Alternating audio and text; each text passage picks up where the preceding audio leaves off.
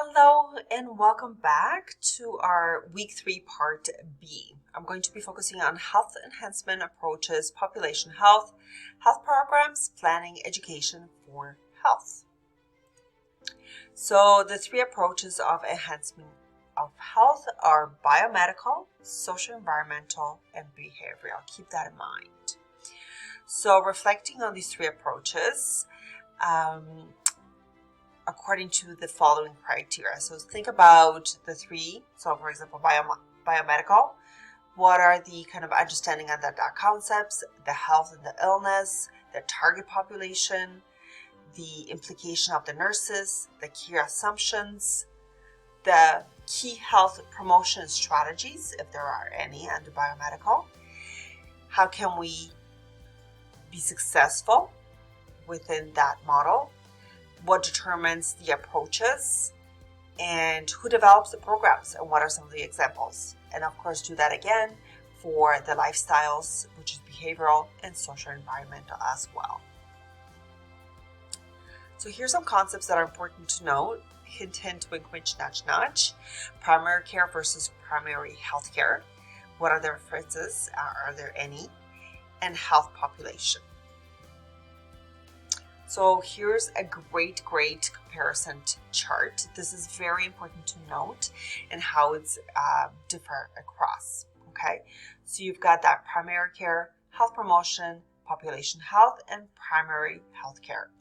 So what are the focuses for each, right? Primary care disease to primary health care system-wide, individuals through the actions of the DOH, and DOH is the Department of Health, okay? Principal actions, so health professionals to, once again, primary health care here. Everyone, government, intersectional partners, community members, right? So everybody working. And looking at that primary care again, that level emphasis of the actions is micro level versus here, you've got micro, meso, and macro levels as well. And have a look at the health promotion and population health as well. And this is important to note. So that primary health care is essential care. This is based on practical social acceptance methods, appropriate technology, universal access to community throughout the different populations, act as an affordable cost for everyone, involves changing that social economic policy. So review this. This is important to note for the midterm. You will get tested at midterm and final for that. Population health. So this is an approach of public policy programs that focuses on taking the action on interrelated determinants that influence the health status of population rather than individual status, right? So review these health determinants, which are listed here. These are important to note as well. So income and social status, social support networks, education, employment or unemployment, and working condition, safe and clean environment, biology and genetic makeups, personal health practices, early childhood development, and health services. Those are the social determinants of health. So population health model. This is developed by the Health Canada to bridge the gap between the population health and health promotion. It reflects that social environmental perspectives, and it has that Ottawa Charter we discussed, social environmental determinants, and level of policy interventions as well. And this is what it looks like. So you've got that health department right here, health services, child development. You've got the level of policy interventions, which are here, individual, family, community, sectors, societal. You've got the action, which is the Ottawa Charters and the action within it, okay? So breaking it down a little bit, first, let's look at a hands-on example. So let's say you want to take action approaches on population health. So the government sector can write a policy to increase income to support options, okay? So, policy with regards to increasing income. New community clinics can make appropriate health care services accessible. So those primary health care accessible services to young families. The government can increase family benefits that help children to engage recreational activities and support.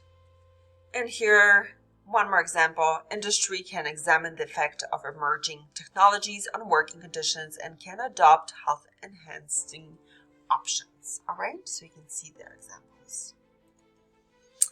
So let's work through this activity. So using population health model, focus on the population level health issues as quote, increased suicide among elderly, and link the potential actions, strategies to that level. Okay, so strengthen community actions, how and why, build healthy public policy on what and why and how, create supportive environment, develop personal skills, and reorient health services. I actually will post a little discussion post with regards to this activity for week 3, so you can participate in answering this, okay, using these kind of questions and using the model, the health promotion model, levels and issues. And the issue is that there has been an increase of suicide among elders. What are you going to do? What are the actions for it? And using these, how would you do it? Okay, so I'm going to post this once again, and please contribute to the discussion from anytime from now until next Wednesday before next class. Yes, which is asynchronous, but next scheduled class. Community assessment process. So you've got that building relationships, access, building capacity, empower community development, and then within that community you've got empowerment as well, and community partnerships. So working with partners and empower them as well. So you have to have a plan, right? Plan of health promotion initiatives for community health. This plan, yes, you need to know this plan for, what community health nurses do, but also this is very important for writing that paper that you're going to be doing either individually or in a group of 5, up to a group of 5 that I discussed in my part 1. Okay, so this is very important to note as well, and how you're going to do that, how you're going to write that plan. So the program planning and evaluation. So community health nurses are expected to plan those new programs, evaluate services, monitor to see that the implementation of the program, and then evaluate the impact. Did it work? That worked? What went wrong? What didn't go wrong? What went well? How can we enhance further? Okay, so the program is implemented in a response to identify needs and those gaps that you did through that community assessment, which we talked about in part A. So this is a program evaluation cycle and evaluation cycle, okay, and it continues, right? So utilizing resources, assessing, identifying problems, consider possible alternatives, best alternatives, design the program, implement, evaluate, analyze. Very similar to that nursing process, the old nursing process, which is what? Assessment, plan, implement, and evaluate. Very similar, except a couple more steps through it, and this is right for your book. So the process for that planning of community, you've got assessment, right? What would you discuss? Identify the needs, set the goals and objectives, decide the best way to achieve these goals. What are you going to do about it? Identify resources, plan, evaluate the methods, set action and action. Okay, set action, plan, the plan, and then action, do it. And then continue again and again. This is once again important to note for your written assignment, community assessment. So that assess needs of priorities are important, which is that step 1.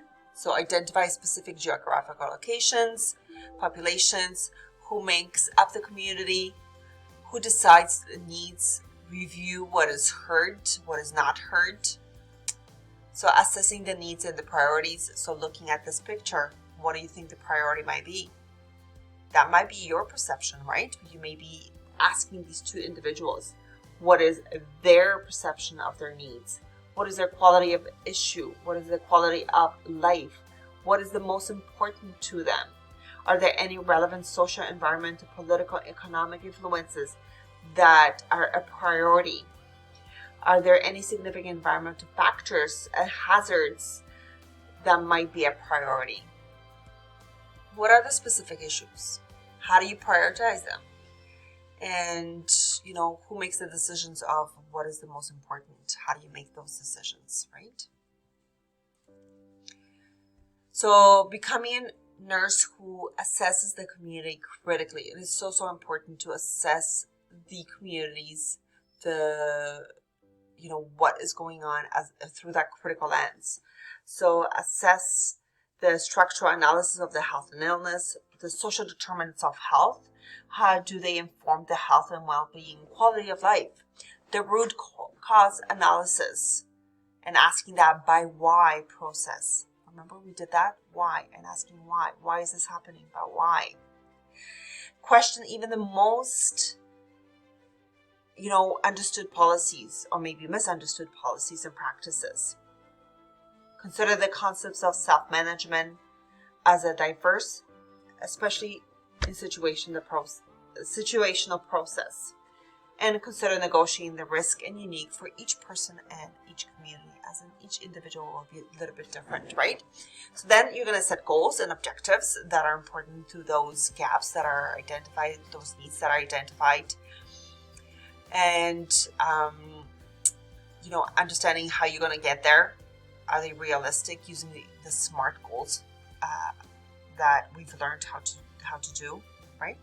So are they measurable? Are they specific? So on and so forth.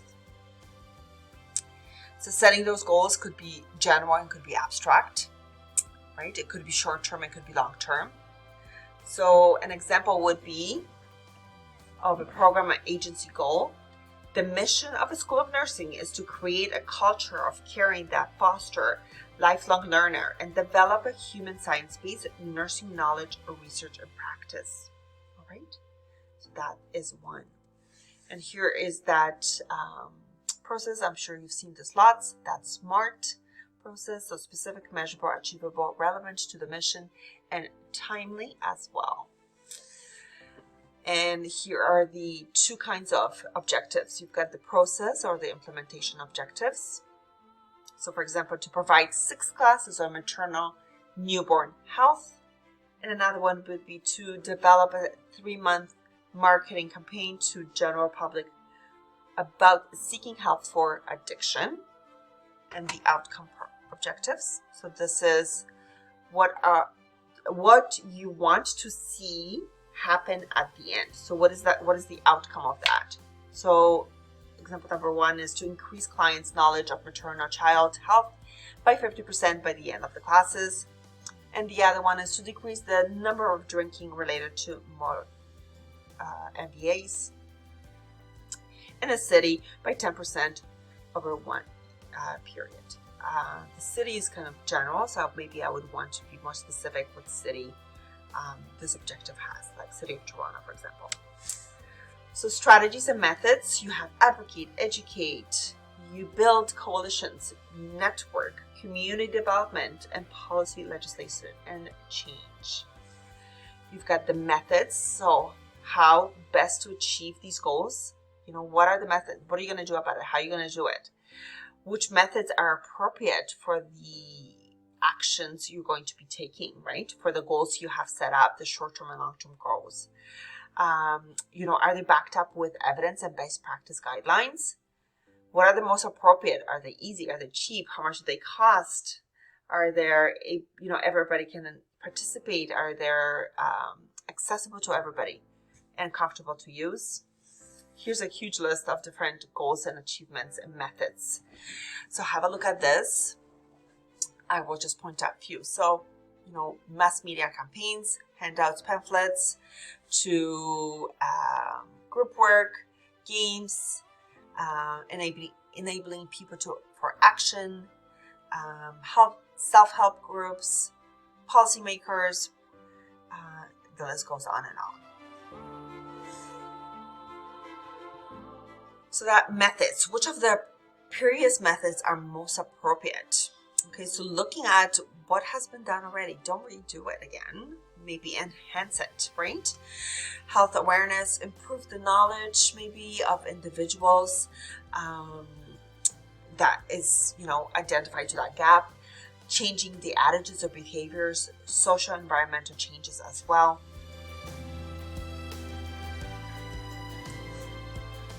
Oops, sorry. Here we go. Number 4, resources. So this is identifying resources. So yes, you were part of that resource. Who else is there? Your preceptor, manager, stakeholders, clients, families, community leaders, organization, individuals that can provide money and materials. So the financial resources, government grants, special interest groups for that specific, existing policies and plans. Okay, and then evaluation. So any program that has been implemented has to be evaluated. Did it work? Not work? Am I going to continue with the program? And think about the sustainability of the program as well. Okay, so how will they evaluate the success of the initiative? Change the health awareness, decrease the risk factors, change in the knowledge of attitudes, behavior change, policy change, change in physical environment, and change in the health status of individuals, which is really important, right?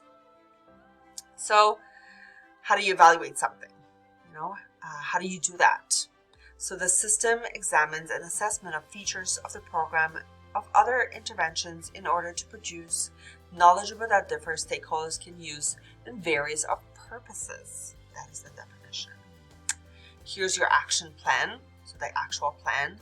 So having, look at, this is a full year. How are you going to do that? The task 1 is going to be over a certain amount of time, so on and so forth. So having an actual plan. There are many different kind of databases, apps, and that could be used to plan that action. So putting the program into action is important, having a clear plan, identifying those key events, creating that calendar that is set out with short-term and long-term goals, the methods as well, the milestones, the key dates and due dates of check-ins to see how the plan is getting implemented, and ethical considerations. So how can we ensure that we are doing a good job and no harm is done? So how is that done?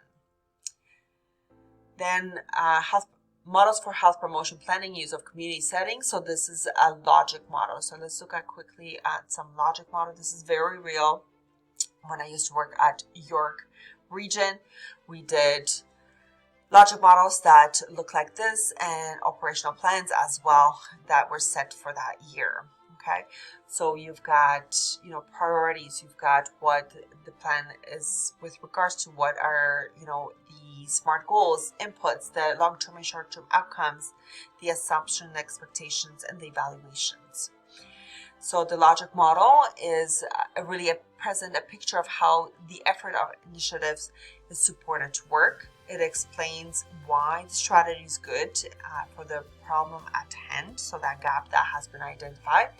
Effective logic model makes explicit and visual statements, so it shows with clear expectation and deadlines. And having a logic model keeps everyone moving in the same direction, so everybody understands kind of what their responsibility and moves them in that right direction.